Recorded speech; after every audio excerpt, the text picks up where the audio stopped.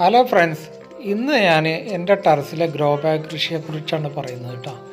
ഇവിടെ ഞാൻ എല്ലാവിധ പച്ചക്കറികളും, ഉള്ളി അല്ലാതെ എല്ലാവിധ പച്ചക്കറികളും ഞാനിവിടെ എൻ്റെ വീടിൻ്റെ ആവശ്യത്തിന് വേണ്ടിയുള്ള എല്ലാ പച്ചക്കറികളും വീട്ടിൻ്റെ ടെറസിൻ്റെ മുകളിലാണ് കൃഷി ചെയ്യുന്നത്. അതുപോലെ തന്നെ വെണ്ടയുണ്ട്, തക്കാളിയുണ്ട്, പടവലുണ്ട്, പീച്ചിങ്ങയുണ്ട്, ചുരങ്ങയുണ്ട്, അതുപോലെ തന്നെ കോവക്ക, എല്ലാ സാധനങ്ങളും ഞാൻ എൻ്റെ വീടിൻ്റെ മുകളിൽ കൃഷി ചെയ്യുന്നുണ്ട് കേട്ടോ. നിങ്ങളിപ്പോൾ ഈ കാണുന്നില്ലേ തക്കാളി, എത്ര വലിയ തക്കാളികളാണ്. ഇതുപോലെ വലിയ തക്കാളികളൊക്കെ ഉണ്ടാകാൻ വേണ്ടിയിട്ട് നമ്മൾ മണ്ണൊരുക്കുമ്പോൾ തന്നെ ശ്രദ്ധിക്കേണ്ട കുറച്ച് കാര്യങ്ങളുണ്ട് കേട്ടോ. മണ്ണൊരുക്കുമ്പോൾ തന്നെ അതിലോട്ട് നമ്മൾ എല്ലുപൊടി, വേപ്പും പിണ്ണാക്ക്, അതുപോലെ ഡോളോമേറ്റ് എന്നിവ ചേർത്ത് നന്നായിട്ട് മിക്സ് ചെയ്യണം. ഈ ഡോളോമേറ്റ്, എല്ലുപൊടി എന്നുള്ളത് ഒരു 15 ദിവസം കൂടുമ്പോൾ തന്നെ നമ്മൾ ചേർത്ത് കൊടുക്കണം കേട്ടോ.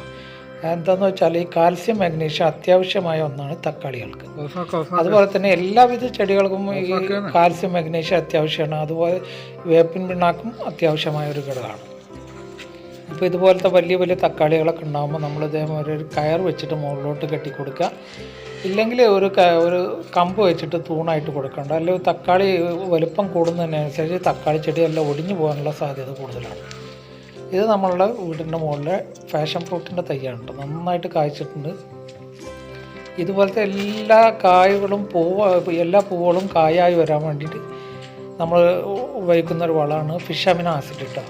1 കിലോ മത്തി നന്നായിട്ട് കട്ട് ചെയ്തതിന് ശേഷം അതിലോട്ട് 1 കിലോ ശർക്കരയും ചേർത്ത് ഒരു 10-30 ദിവസം കൊണ്ട് തന്നെ അത് നന്നായിട്ട് മിക്സായി വരും. അതിൻ്റെ വീഡിയോ വേറെ ഒന്നായിട്ട് ചെയ്ത് തരാം കേട്ടോ. ഇതുപോലെ പച്ചമുളകുണ്ട്. പച്ചമുളക് നന്നായി കായ്ച്ച് കൊലകത്തി കായ്ക്കുക എന്ന് പറയില്ല, ഇത് കോവക്കയാണ് കേട്ടോ.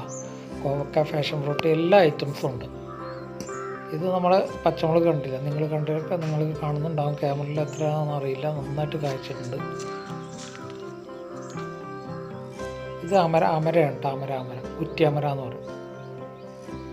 ഇപ്പോൾ നിങ്ങൾ കാണേണ്ട എല്ലാവിധ പച്ചക്കറികളിലും വെണ്ട, കൈപ്പക്ക, തക്കാളി, അമര, കോവ, പച്ചമുളക്, എല്ലാ സാധനങ്ങളും നമ്മളെ വീട്ടിൽ തന്നെ നമുക്ക് നന്നായിട്ട് കൃഷി ചെയ്തെടുക്കാവുന്നതാണ്.